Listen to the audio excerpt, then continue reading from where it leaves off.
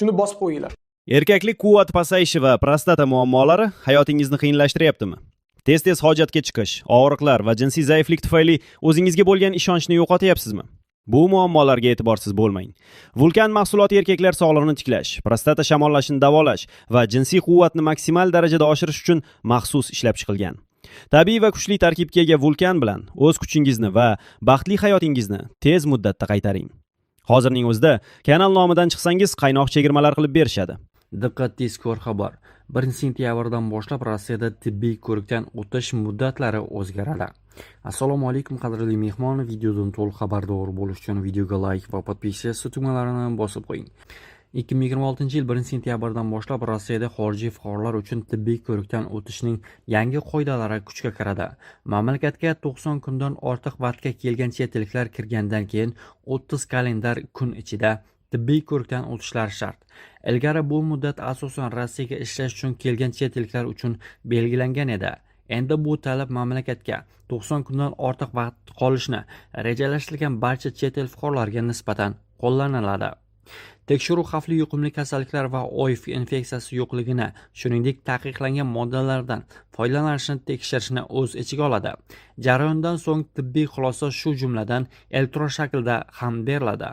Ma'lumotlar Rossiya Sog'liqni saqlash vazirligining yagona axborot tizimiga kiritiladi. Agar chet el fuqarosida xavfli kasallik yoki taqiqlangan moddalardan foydalanish tashxisi qo'yilsa, tibbiy tashkilot 24 soat ichida Rossiyadan deportatsiya qilish mumkin bo'lgan qaror uchun Ichki ishlar vazirligi va Rosovnadzorga xabar berish kerak. Shu bilan birga tibbiy ko'rikdan bosh tortganlik uchun undan qochish yoki jazo choralarini kuchaytiradi.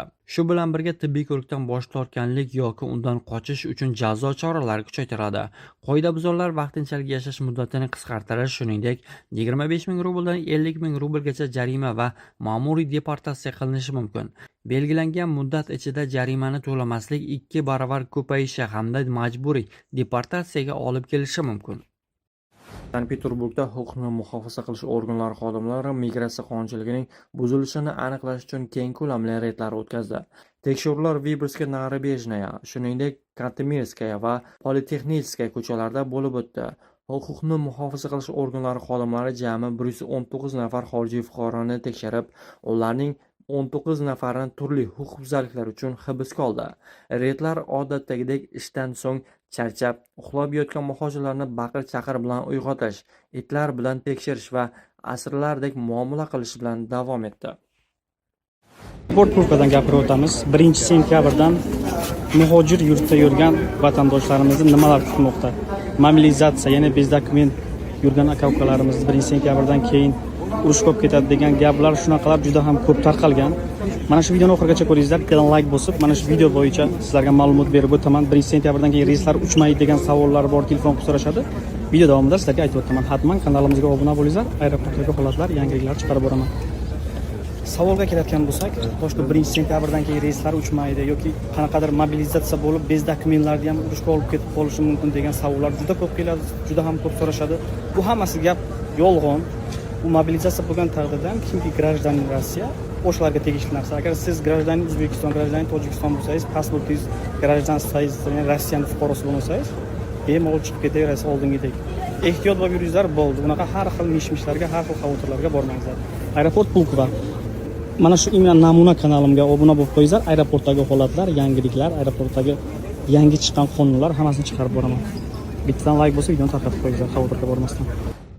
Xo'p, akalar, ertalabdan noxush xabar. Akalar, bu videoni Moskvada Valbristda azonda ishlab yurganlar ko'rsin. Akalar, ishiga ham, puliga ham hammasiga qo'yinglar, akalar. Boshqa ish topinglar.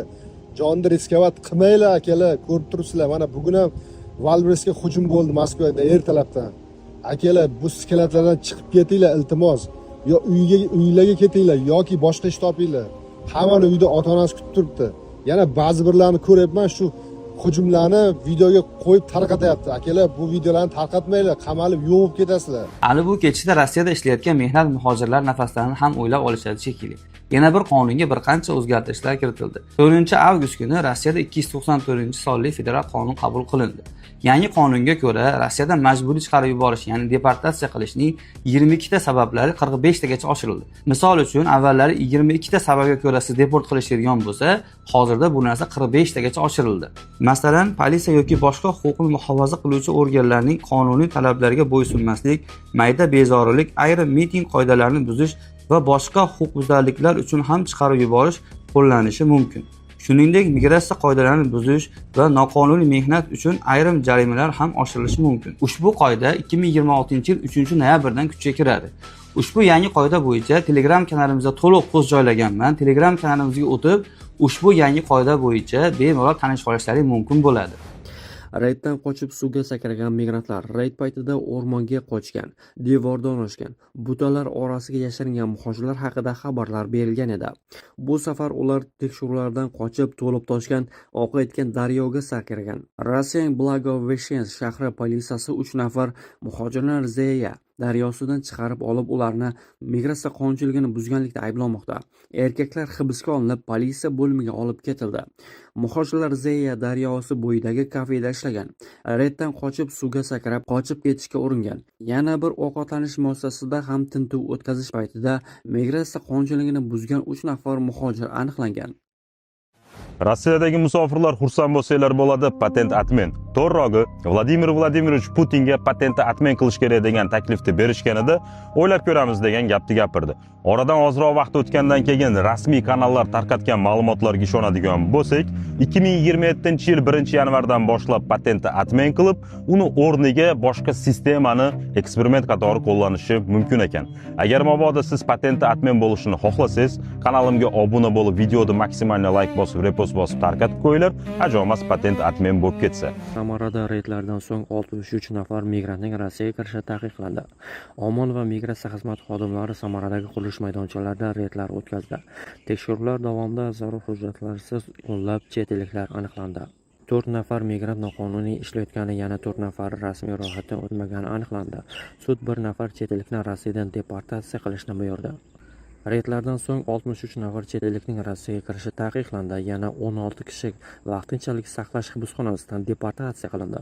Noqonuniy mehnatdan foydalangan ish beruvchilar 8000 rublgacha jarimaga tortiladi va yoki 90 kungacha korxona faoliyati to'xtatib qo'yiladi. Videoni oxirigacha tomosha qiling va gap nima haqida ketayotganligini bilib olishingiz mumkin. O'zbek va tojik migrantlarga ushbu videoni ulashni unutmang.